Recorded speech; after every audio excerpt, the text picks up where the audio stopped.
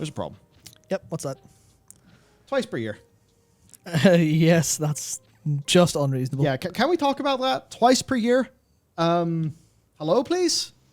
And this is just the sort of thing. I'm not going to, like, gigabuster balls on it, because I know that this is just them being like, well, here's the time walking system. We're going to add a new one, and we're going to try to make this time walking week like the best that we can. It's like, yeah, cool, fair enough. But it's all well and good to be, like, excited about this, but it's only 3 weeks a year. 2 weeks it's first time, and then we assume just 1 week, thereafter. So for a bunch of people, they won't get to do it all in that 1 week, which I guess is fine. But maybe if it's that infrequent, maybe there's a bit too much FOMO there.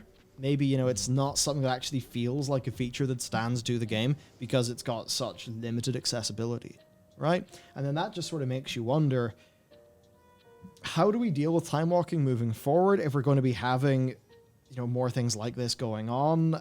If they're going to then try to revamp and fix up some other time walking weeks to make those better. And we already have on the channel discussed how they could do that. Yeah. Make Throne of Thunder, bring it back, actually make it hard and not be a cakewalk, make it drop gear during that week that is roughly like on par with the current raid, which could be a problem for that. Was it the Lei Shen trinket that Warlocks were able to go complete? I think Spark Ugs, wasn't it? You went completely insane. But anyway. So maybe 1 or 2 balance concerns. But, you get my point, right?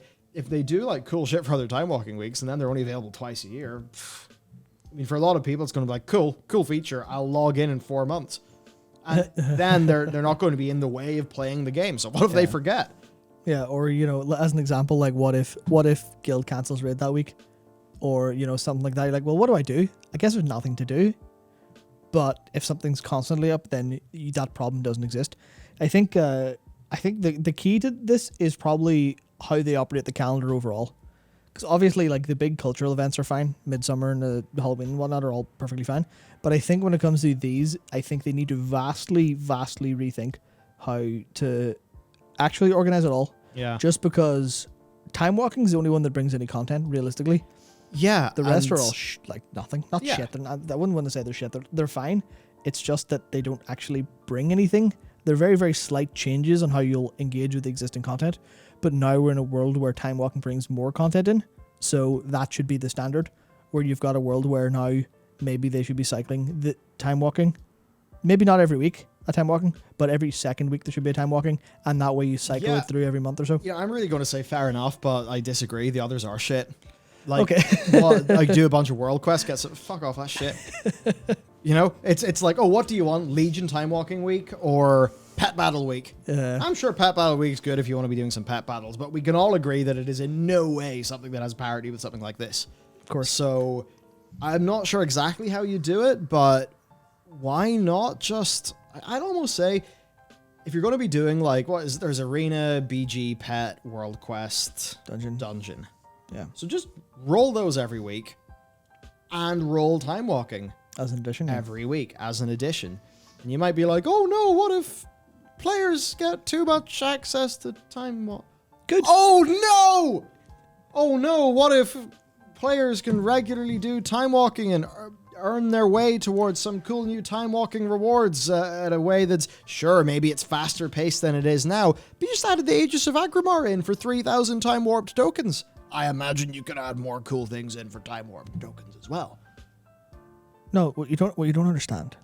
You don't understand is that will give players access to content that's outside of the existing maze of content. And they don't want that because that opens the door to having to make more content. Yeah, well, the existing maze is shit. Yeah, I mean, it's a very, very cynical standpoint I'm coming from there. But yeah, that's the thing. There's basically no argument against it that stands up outside of that's going to take us time to literally implement. In that case, probably said that about a bunch of the 9.1.5 stuff. So where's our time walking every other week? Make it 2 weeks by standard so people don't feel bad for missing 1 week, having to wait 6 weeks. Something like that. Figure something out and make that good. Give players access to content. If you can normalize Mage Tower challenges and make those playable, why can't you do that for raids? Why can't you do that? That's a big thing. Yeah, why can't you do that for difficulty modes of dungeons? Obviously there are more complexities in how they're designed overall throughout the course of it. Probably a lot more numbers to tune, but fundamentally, the thing, it's still there at a basic level. Yeah, like, look, there is... Alright, so, Missa Pandaria Timewalking exists. What happened to Missa Pandaria challenge modes? Now, this is something maybe there will be split opinion on. I have the Missa Pandaria Hunter challenge mode set. Now, when that set was then used and recolored for the Class Order Hall set in Legion, I wasn't mega pissed. And I don't know if it was Keyboard Turn or Lost Codex who pointed it out. I think the former. There are many recolors of those challenge mode sets that just exist and are not used. So of course. I wouldn't be pissed if they said, by the way, Missa Pandaria Timewalking Week. Well, guess what, everyone? We've brought the challenge mode back, and here's a new reward for doing them, or whatever, or maybe they attach gear to it as well, which I think would be a reasonable thing to do based on what they've done here with Legion, right? Yep. Sorry, still coming off my caffeine crash. Warlords of Draenor. It also had a challenge mode. So it did. I feel like people forget. Is that a challenge mode that I believe had a weekly quest that gave you gear? I'm kind of sad I never got around to doing that with my guild at the time. But anyway, Warlords of Draenor has got a challenge mode. Also, Warlords of Draenor is where Mythic dungeons came out. And I mean, man, those Mythic dungeons were great. And sort of a prelude to Mythic Plus in a way. I mean, the Mythic Plus is really just them kind of smooshing all those modes together and then working out how to make it infinite. But it's less fun as a result. Yeah, infinite and less fun.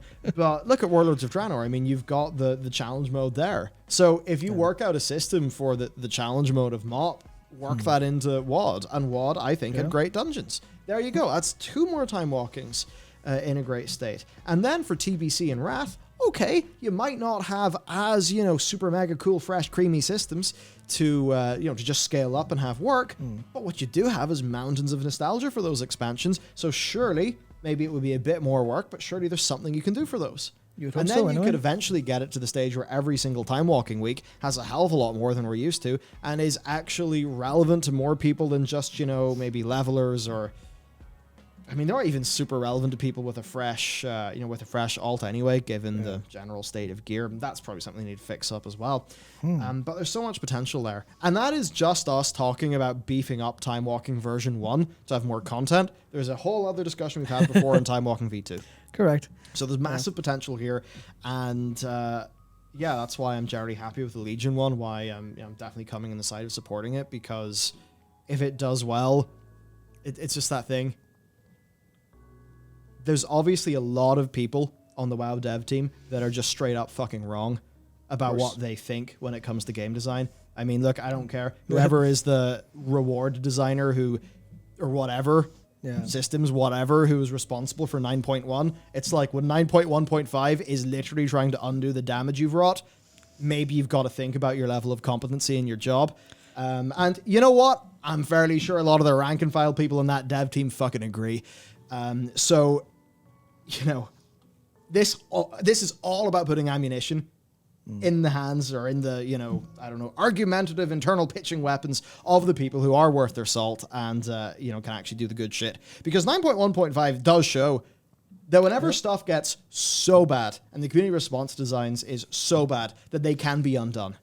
And I think it's nearly impossible that every single staff at Blizz is so stupid and not really that good at their job that 9.1 comes out with a lot of just the minutiae that it did. Because the community just, we told them everything in advance. We've done this for years as well. They keep on making the same mistakes. So does that mean everyone's bad, or does that basically mean that the people who have got the keys to power just are sitting there in a big bulldozer just going, we ain't listening to you. Nepotism issues, etc., etc. So I'm fairly sure there are people who know what's going on. And this is just all about when we see the things that are in the right direction, we have got to make it really clear that whatever led to that being a thing is good, and we want more of that and less of the opposite. Yeah. And that's why 9.1.5 is a overall quite important patch. And it's why I almost think we need to go harder and harder and harder in 9.1.5 than we do in 9.1, because we just need to make it abundantly fucking clear. Yeah, of course. It is not the time to go, oh, Blizzard, thank you for this. We'll resub and have fun now. Thank you, job done. It is time to go, why have you not been doing this since issues were brought up at the beginning of Legion with how systems were designed? Yeah, who is the bozo that put all the player feedback in the shredder and probably thought they knew best? Who? Who knows? Where are you behind that camera somewhere? Who knows? Yeah, why They're somewhere. Yeah, why did it take until 7.3 for legendaries to be vaguely usable in that expansion? And then why do we have similar problems crop up? Not the same problems, albeit, but different problems of similar caliber appear every expansion since. This is the point where whoever's making the decisions for 9.1.5, give them a promotion, give them a raise, let them, move into a house instead of sleeping in their car. Give them someone else's job. Yeah. Frankly. And it's just that thing. You can maybe tell. All my fucks are gone. I just don't give a fuck anymore about it. It's they didn't. Why would you? Yeah, they didn't. They have shown nothing but dislike for player feedback. And frankly, let's just say when you're somebody like I don't mean somebody like myself, but when you're in a position like the two of us, when you're in a position like like Preach and etc., and you hear things on the grapevine, like we fucking know. We know, we get it. So it's like whenever the community has tried being nice and then has tried being, nice but firm, and then has tried being firm, and just at every stage the feedback goes in the shredder and nothing is learned. And it's like it begrudgingly the problem gets fixed by the end of the expansion after your customers, who by the way are the reason you've got a fucking job in the first place. That's the whole thing about being humble and listening is really important. And yeah, man, so that's why here it's just important to be really clear. It's like, we're not going to forgive and forget. We are going to ensure that the people who are making the right moves get their due fucking praise. And that we are, that it's held held in the right direction.